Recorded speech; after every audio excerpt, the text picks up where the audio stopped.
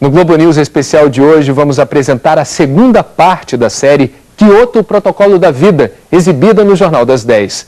Um dos mais importantes acordos internacionais da história, o Protocolo de Kyoto prevê a redução dos gases que causam o aquecimento global, o mais grave problema ambiental do século XXI.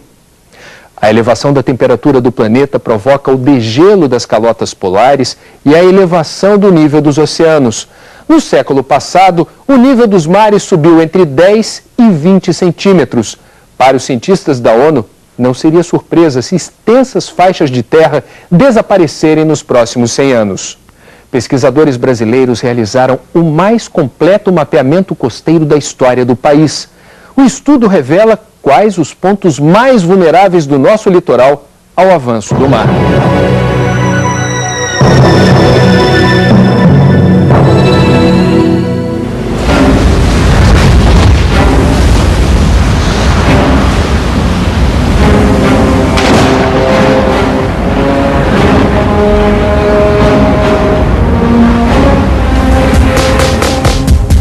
A ficção supera a realidade. Hollywood exagerou quando mostrou os efeitos do aquecimento global. A dura realidade das tsunamis no sul da Ásia não tem nada a ver com o aquecimento global.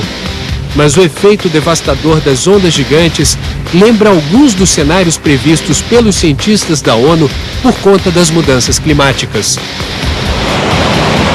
Em termos de aumento do nível do mar, eles preveem que o nível do mar possa subir entre 15 centímetros e praticamente 1 metro, 98 centímetros. Isso até 2100, não é um problema para agora, mas é um problema que vai se acumulando e deve ter essa dimensão possível até 2100. Em termos de aumento do nível do mar, isso seria preocupante para os países pequenas ilhas, pequenos estados insulares, porque principalmente do Pacífico, que são ilhas de corais, então estão praticamente ao nível do mar, e qualquer elevação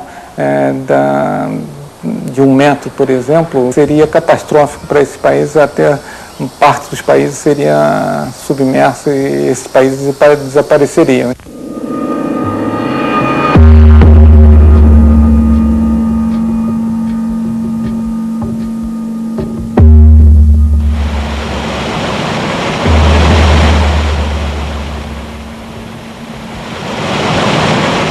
Antes das tsunamis, a elevação gradual do nível do mar já era um problema para os 311 mil habitantes do arquipélago das Ilhas Maldivas, no Oceano Índico.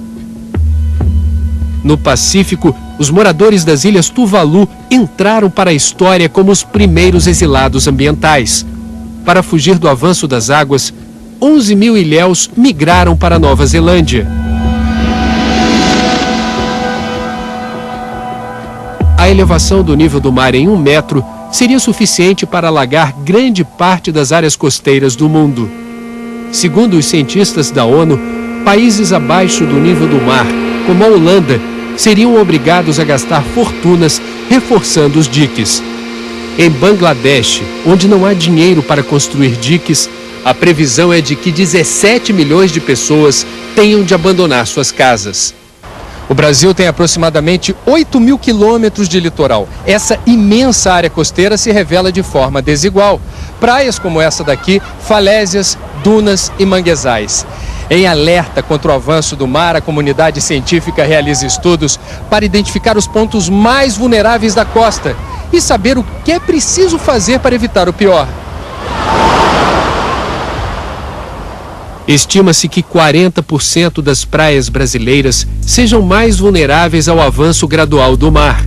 Em pelo menos 22 pontos da costa, da região norte ao extremo sul do país, essa vulnerabilidade é maior. Na região norte, há 1 ponto no estado do Pará. No nordeste foram identificados 11 pontos de vulnerabilidade, 5 na região sudeste e 4 na região sul. Manguezais, dunas e áreas densamente povoadas, próximas de estuários, como é o caso do Rio de Janeiro e do Recife, oferecem menos resistência ao mar. Professor titular do Departamento de Geografia da UFRJ, Dieter Muir é um dos pesquisadores responsáveis pelo maior mapeamento costeiro já feito no Brasil. A declividade da zona submarina é muito baixa, é típica da costa norte dos Estados Unidos, do Golfo do México, principalmente na região nordeste e na região norte. Então, uma elevação do nível do mar de 1 metro representaria um recuo da linha de costa, sem considerar a proteção por falésias, né? Aí modificaria a situação, mas na ordem de centenas de metros, reduzindo esse recuo em direção ao sul. Para os pesquisadores, toda nova construção em áreas urbanas deve guardar uma distância mínima de 50 metros da praia, ou seja, do ponto onde termina a areia da praia. Nas regiões desocupadas, a distância mínima deveria ser de 200 metros.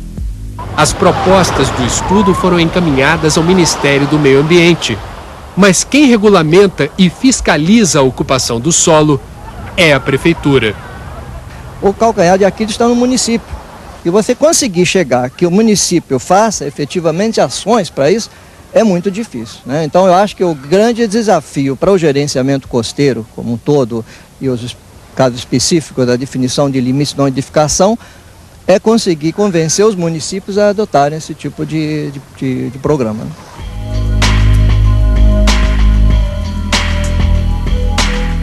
De nada valerão as regras internacionais do Protocolo de Quioto se cada um de nós não fizer a sua parte.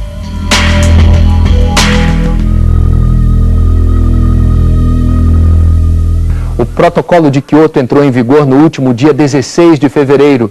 Virou tratado internacional sem a presença do maior poluidor do mundo, os Estados Unidos.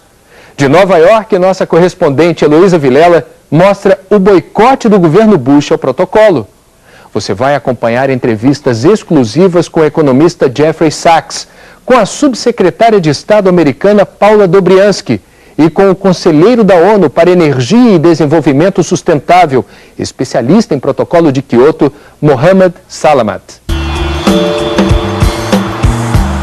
São mais de 140 milhões de automóveis circulando nas ruas nos Estados Unidos. O líder mundial do consumo também é o país que mais contribui para o aquecimento da Terra. Sozinhos, os Estados Unidos emitem 25% dos gases responsáveis pelo efeito estufa. Todo dia, os americanos queimam 20 milhões de barris de petróleo, lançando fumaça no ar. Na Rio 92, o governo do presidente George Bush pai assinou a Convenção do Clima. O sucessor, Bill Clinton, aprovou o protocolo de 97. Mas o atual presidente Bush, quando ainda era candidato em 2000, afirmou neste debate que jamais permitiria que os Estados Unidos pagassem o preço pela limpeza do ar do mundo. Jamais aprovaria o Tratado de Quioto.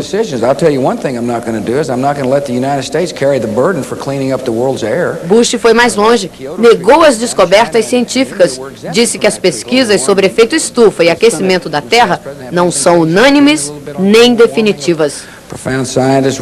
O economista Jeffrey Sachs diz que os Estados Unidos estão vivendo no mundo da fantasia. Infelizmente, nossos líderes têm feito de conta que as descobertas científicas não existem. O Tratado de Quioto será implementado sem a participação dos Estados Unidos.